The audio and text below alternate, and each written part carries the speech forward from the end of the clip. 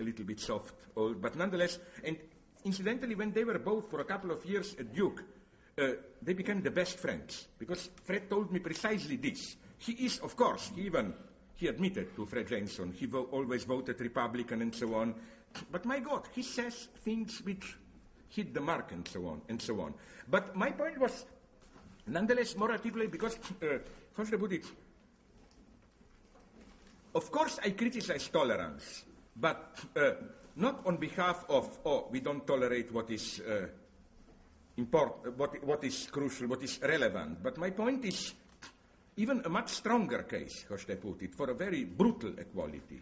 I'm more and more turning into a kind of a proto-terrorist, not of course in the sense of terrorist attacks, but in the sense of violent imposition of a universal will or whatever. No? And I think that this is for me the problem of tolerance, that it's an ersatz of what we cannot do at, like, and that it's so.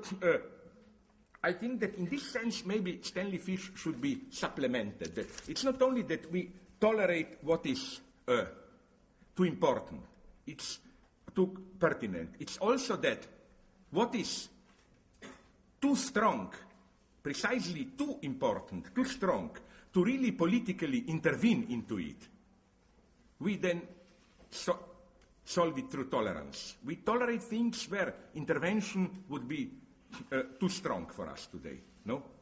But so, again, I wonder if because, you know, as you notice, my position is here more complex. I'm not simply accepting this multiculturalism, which is then, I know, taken over by some right-wingers, because there is a paradox here. I'm well aware of this. For example, in France, it's wonderful, disgustingly wonderful, to hear somebody like Le Pen, whose line of thought is not I'm a racist, but I'm a true multiculturalist. All I want is for us French the same things that blacks, Arabs have the right, our cultural identity. And I think there is a moment of truth in it, not in the sense that the French are oppressed, but in the sense that I was always suspicious of this liberal respect for others, which is the inverted form of racism. In what sense? That the more the other is far away from us, the more they are allowed to assert their particular, like, you know, if you are a Native American, I hate this word, and I read somewhere that even Native Americans are now abandoning it. They like to be the first people or whatever, which is better, you know, because I spoke once with one Native American, so-called, and he told me if he were to choose between Native American and Indian, he prefers Indian. Why? A simple reason. Native American is disgusting. It's like, and we others are cultural Americans. You know what I mean? Like part of nature. And he said, to be called Indian, at least my name is a monument to white stupidity. No, they thought that they are in India, not better than part of, but okay. Native Americans, whatever, they are far away. It's good for them to assert their culture.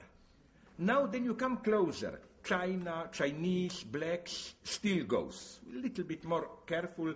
Then you get Italians and so on. It's problematic. If you are white English, you are practically accused a fascist if you say we have to read our blah blah. But this is a lie. I think a typical Hegelian lie in the sense of denounced by Hegel.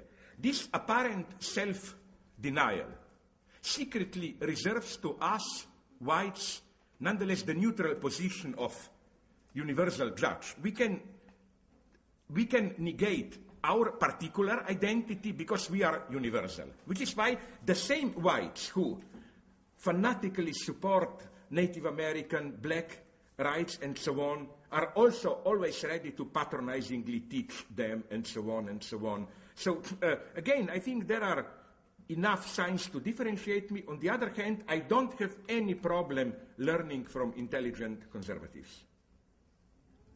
Yes, my God, help me. No, these are these sex-race problems, and then I will be accused. I think you were the first. You, I think.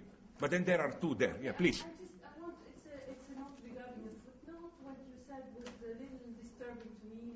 Which part? Yeah. The one in relation to your visit to Israel. First of all, the notion like, I visited Israel, it sounds to me like, I visited Germany at the time of the Third Reich. For me, it sounds in my ears. I see, that. yeah.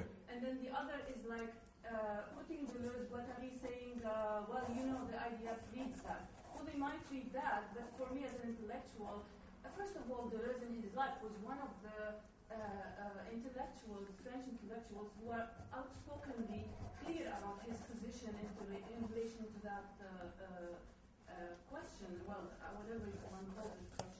Yeah. Yeah, and then the other is like intellectually, as an intellectual, one should not leave Deleuze up to the right to take him and do whatever, I don't know. No, first let me make things clear. I'm sorry for that point, but okay, I was this summer there, but let me be absolutely clear what I was doing there, just to make it absolutely clear. I went there.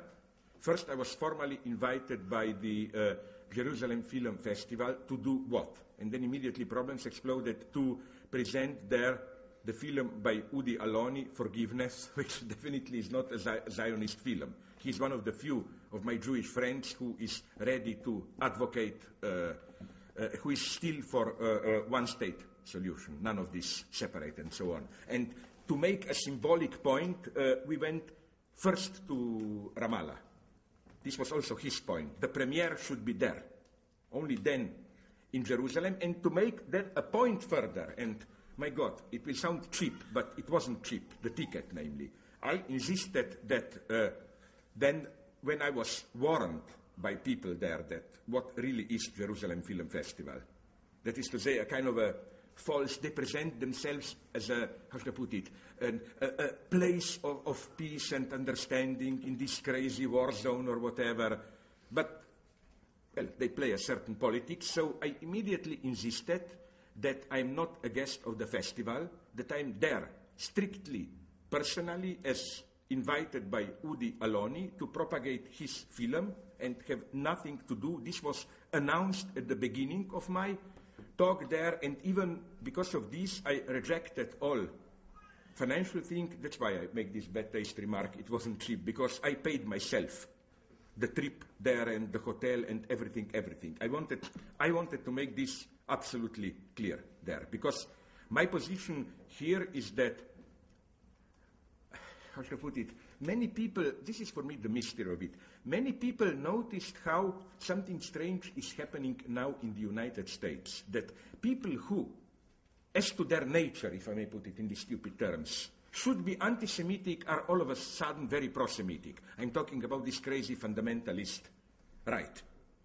And I think there is only one solution to this enigma, that, and I mean this very naively, not as a kind of a hypocrisy, that if there is something great and noble in the Jewish tradition, the present state of Israel is ruining it as fast as possible. If the story goes on for 10, 20 years, Jews will be just another, rather not even too friendly nation, and so on. The other thing that I learned in Israel is that you should distrust liberals. I found much more, the liberal story is, stupid Jerusalem, fundamentalists versus open. Of course, they can be open because they are Judenfrei, in the sense of getting rid of Palestinians. There are almost no Palestinians in Tel Aviv